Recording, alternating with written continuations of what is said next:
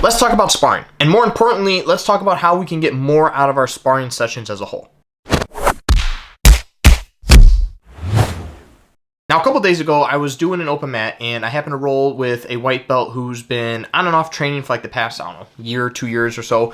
And after a roll, we were kind of just sitting there talking in between rounds, and he mentioned to me that he just kind of feels lost when he's sparring, and he isn't quite sure what to do, and he feels like he's kind of just going through the motions without any like clear direction, and he's just not sure exactly what he should be focusing on when it comes to sparring. And so I figured I'd come on here and make this video because I feel this is something that a lot of newer belts have trouble with when it comes to sparring, is they don't know exactly what to do, and it just turns into like a muscle off, and you're just kind of squeezing your partner and throwing each other around, but there's like no clear-cut direction, and it's, to be honest, it kind of just looks like a sloppy mess at times. So when he asked me this, I instantly thought of a few things that I have myself been working on over the past few years with my sparring, and I've noticed a drastic improvement in my overall just techniques as a whole.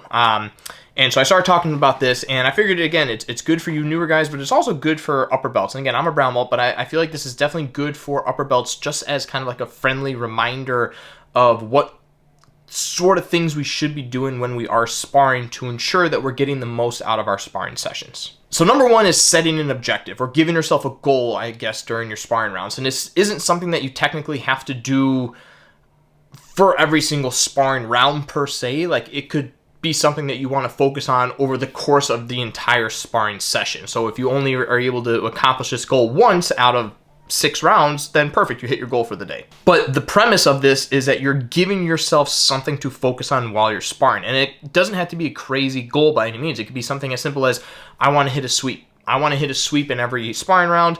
I want to hit a scissor sweep. I want to hit an arm bar. I want to be able to control top mount without getting hip bumped. And, you know, like, you can give yourself simple goals that you start working towards, but at least it like narrows your focus when you are in a sparring round with somebody. Again, it doesn't matter who you're going with, but it gives you something to focus on, which means that now you're actually like processing, how do I get to whatever it is that this goal is? If I'm looking to do a sweep, what do I need to do to set up that sweep? Or what am I supposed to be looking for to know, like, hey, there's a sweep there? If you're looking to set up an arm bar, and again, it doesn't have to be like a specific type of arm bar. It could just be, I want to hit any arm bar today, at least once. And so now you're just, as you're going through the motions, if an opportunity comes, we're like, oh shit, I can hit an arm bar there, you're going to go for it. And if you get it, awesome, you hit your goal.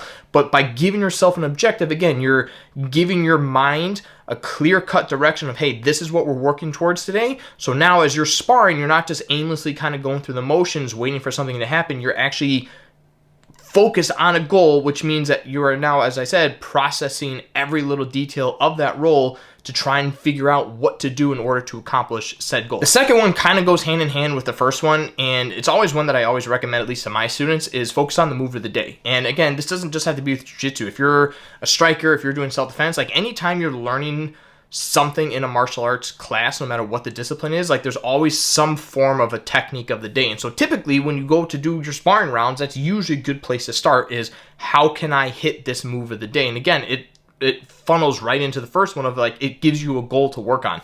And it doesn't mean that you have to try and hit it's okay if you don't hit the move of the day during your sparring sessions, but now you're actively looking for it. And again, keep in mind, like most of the times when you are like working of the technique or move of the day, whatever you want to call it, like the instructors don't always show you the entire process. Like we may just work on an armbar setup from mount, but you might very well just start and mount during the technique portion of class. So now when you're sparring, you understand like, okay, if I get to mount, I know how to hit an armbar. But now my focus during sparring is how can I get to mount? And then once I get to mount, how can I now apply that technique of the day and actually hit that armbar that we worked on? So you have a goal, but now you're also giving yourself an additional goal of like, now I have to process how to actually get to whatever it is the technique of the day is, so that I can actually try and hit the technique of the day. So whoever I'm watching and studying at the time, I'm going to try, I don't watch too many at once. I'll focus on like 1 or 2 movements, and then I'm going to practice those over and over. So I might take a couple pieces of what I just learned, and I'm going to, over the course of however many weeks or months, I'm going to try and implement that into my game, and I'm going to try and hit it as much as I possibly can, or at least work to get to that position over and over and over again until it becomes, just as simple as everything else that I've been doing. So it gives me something to focus on, because otherwise I find that for me personally, I just tend to do the same shit over and over again if I don't have something for me to focus on. And again, that as we'll talk about at the end of this, that's kind of like what the purpose of sparring is. It's a time for you to experiment and try new things, essentially. Number 3 is defense. And this is one that I push all of my students to focus on before any attacks, is just get a good defensive foundation in your game. And the reason I say this is that to me, it's more important to understand how to control spacing, understand how to recover pretty much into any guard, understand how to get out of different submissions, understand how to prevent people from passing you. Like, if you can have a good defensive foundation in your jiu-jitsu game, then when you actually start working on the offense, it just becomes that much easier. Because what happens is when you're stumping your opponent every which way they turn, you're stopping them, they're going to start exposing themselves because they're going to get desperate and they're going to have to start making big moves if they want anything to happen. Well, as you start really kind of building up a strong defensive game and your opponents start exposing themselves more, now is your opportunity to actually start going for attacks. And on top of that, when you actually start learning more of the offensive game in class, you're going to see opportunities to use that offensive game more when you have a good defense. So the better your defense is, the more opportunities that you actually have to attack based off of your opponent's reactions. So definitely something to focus on at the very least is just have a good defensive game. And for me personally, this is something that I'll work on if I'm just not in the mood really to attack, if I'm kind of burned out or tired, but I still want to get some rounds in, is I essentially kind of just go into survival mode, and I'm not really going to be too aggressive. I'm just going to make it as hard as hell for my opponents to do anything. And sometimes it's good just to like sit back and be like, I'm just going to stop you on every single motion.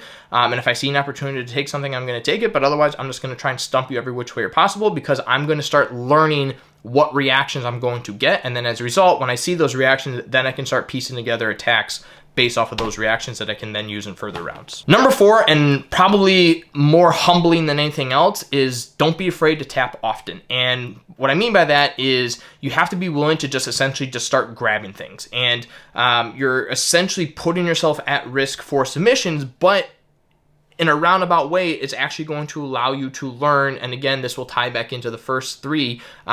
If you understand what actions lead to certain reactions, you can now start remembering how attacks are set up. So it allows you to start learning a little bit more. So for instance, if I reach and I grab your collar and all of a sudden you rip and you arm drag me, or you get a 2-on-1 grip, or you set up a choke from there, whatever, like I'm going to start putting it in my head like, okay, if I do this grip, it leads to X, Y, and Z. I can take that information and process it and be like, okay, here's the attacks I know. Here's the defense that I know. If this person does this, I'm able to do this as a result. And if they do this, I can pass off of this as a result, because I learned that because I was in that situation. So the tapping aspect of it comes from the idea that as you try these things and as you put yourself at risk, you're going to get tapped a lot. And it's okay. It's humbling, but it's good for you, because again, it's going to teach you what actions lead to specific reactions, and more importantly, what actions are going to lead to submission opportunities. So one thing that I try to do, at least in that sense, is like, again, I have no problem getting submitted. My focus is I don't want to get submitted the same way more than once, at least in the same round, because then that means I'm at least learning. If you do something sneaky and you catch me in a triangle, I'm going to immediately remember that. So my goal is the next time, as we continue rolling, if I start to sense a similar setup, I'm going to remember like, oh shit, this is leading to a triangle choke. I got to get out of this now. Whereas before I had no idea, so I kind of just let it happen. And honestly, there are times, like even when I'm rolling with lower belts, because let's be honest, like a lot of people these days are coming up with some pretty crazy shit. So I have no problem just grabbing you or, getting some sort of grip and then kind of just waiting to see what you do, because I never know what the person's capable of. And sometimes they surprise me and they'll set up something that, yes, I know what the submission is, but I never even once considered that approach or avenue to get to that submission. And so there I go. I just learned a new way to get a straight ankle lock or an armbar that I didn't realize before, simply just because I allowed you to fulfill whatever it is that you were working on. So at the end of the day, like those 4 things are usually like the 4 main things that I personally try to focus on when I'm sparring. Give yourself an objective. Focus on the move of the day, work on a strong defense, and again, don't be afraid to tap often and just start grabbing things. And just, again, the more you can learn about actions and reactions and what leads to what, ultimately that's just going to increase your knowledge and understanding of what's actually going on, rather than just chaos of we're just rolling around squeezing each other. Now understand this as well. Sparring is not a competition. Sparring is a time for you to try new things. It's a time for you to get comfortable with the uncomfortable, and you want to put yourself in positions and situations that you're not familiar with or that you're not strong with when it comes to like your jiu-jitsu game, so that you actually have an opportunity to improve those aspects of the game. So especially if you're a competitor, you don't want to be competing every time you spar. You want to be focusing on aspects of your game that are weak, so that when you do compete, now you're more well-rounded, but your weak parts are now actually pretty strong, and then obviously your strong parts are going to be even stronger. So like as you start playing around with like new submissions, new passes, new whatever, you can slowly start incorporating that into your already established strong jiu-jitsu game, and it only makes it even stronger. So take your ego out of it. Understand it's okay to get submitted by higher belts, lower belts, same belts. It doesn't matter. Like sparring should strictly be a time to learn and a time to grow, not a time to prove yourself to anyone else other than yourself. So try and just be better every time you spar, and try and just slowly, like every time you spar, your game should become that much tighter, your passing should be that much smoother, your submissions should be that much cleaner. Everything should be getting better every single time you spar, but again, it's not a competition. Now, if there's something in particular that you tend to do that helps improve your sparring, drop it down in the comments below. Again, these are just a few things that I personally find useful for me, but if you have something else, drop it down in the comments for others to try. Otherwise, give it a thumbs up, hit that subscribe button, and we'll see you next time.